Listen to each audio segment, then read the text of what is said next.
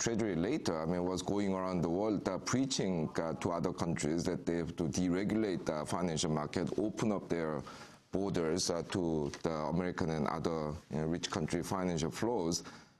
Now, what they are doing now isn't what they were doing before, but if they have started believing in something else, they should come clean and apologize, don't you think? I mean, because these are the people with others who created these problems. What do you think needs to be done right now? Well, I think one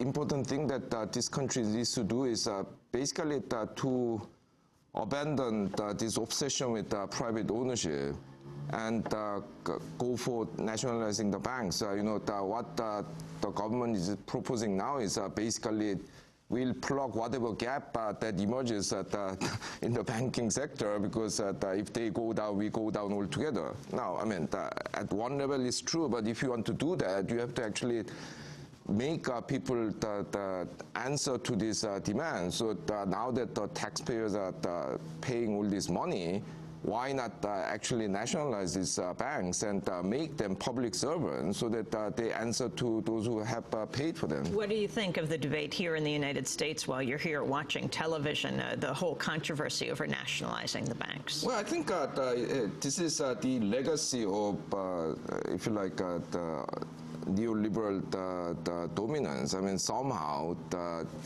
what you guys call the N word here is a dirty word, but actually in the history of capitalism, there are many countries that have run very successful economies on the basis of nationalized banking sector. For example, France until the 1990s, I mean, was basically based on nationalized banking system, and still the government has quite a lot of stake in the banking sector. Singapore, which people believe is some example of free market economics, actually in that country, more than 20% of national output is produced by nationalized companies.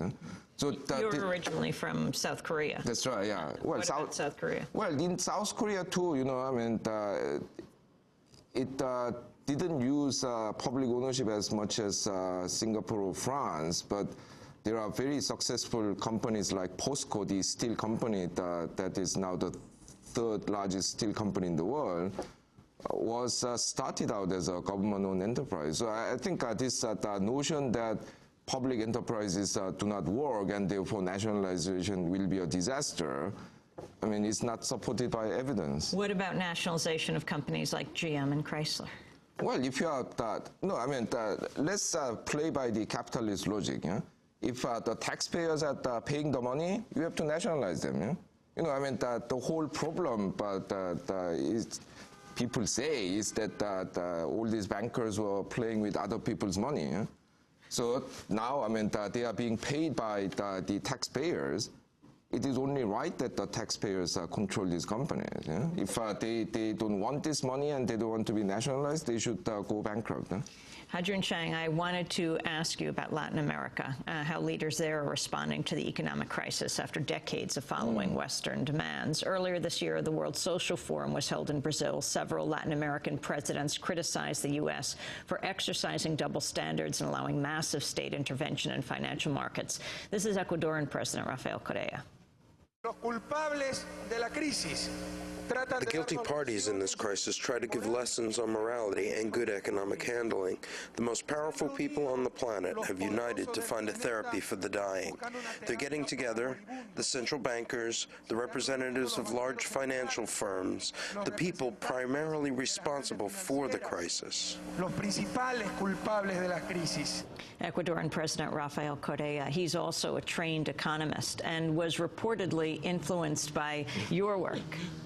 Yes, I mean, I think he has read my work, and in a number of places he has quoted me.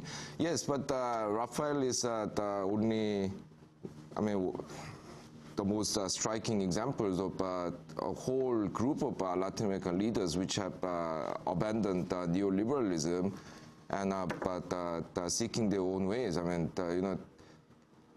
today, I mean, which country in Latin America really listens to the United States? I mean, only Colombia and Chile.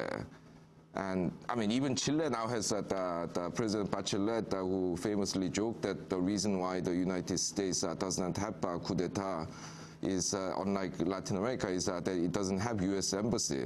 And caused a bit of a diplomatic stir there. But now even in Paraguay, I mean, a country which was ruled by military dictator General Stroessner for 35 years has this left-wing former bishop as the president, and the whole continent has basically been drifting away from a neoliberal American strategy.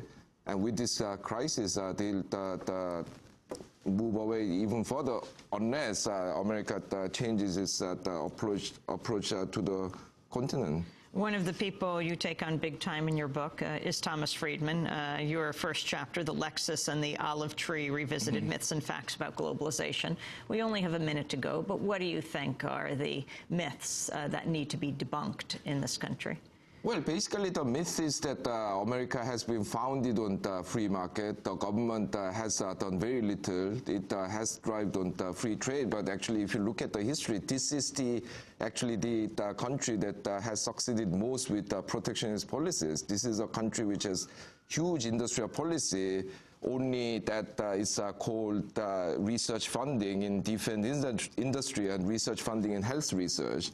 It actually spends, in proportional terms, a lot more money than Japan or European countries in supporting research and development, thereby steering the industries into certain directions. So let's put it this way. I mean, this country has basically come to terms with what it has done. I mean, it has been haunted by this ideology that, oh, we never did anything other than free market and free trade. It's time to keep that up.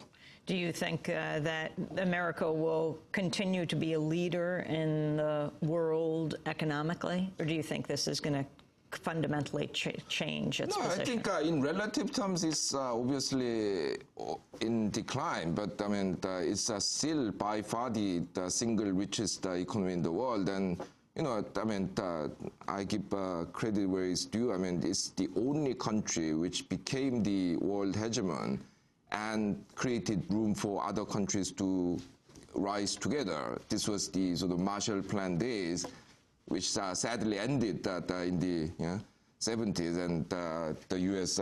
became even more kind of insistent on pushing these wrong policies on the developing countries than some other countries. But it has a great record, and I think the country should exploit that history and try to reinvent itself as a new leader in the world. I want to thank you, Ha-Joon Chang, for being with us. His latest book, Bad Samaritans, The Myth of Free Trade and the Secret History of Capitalism, safe travels back to Cambridge. He's an economist there at the University of Cambridge in Britain.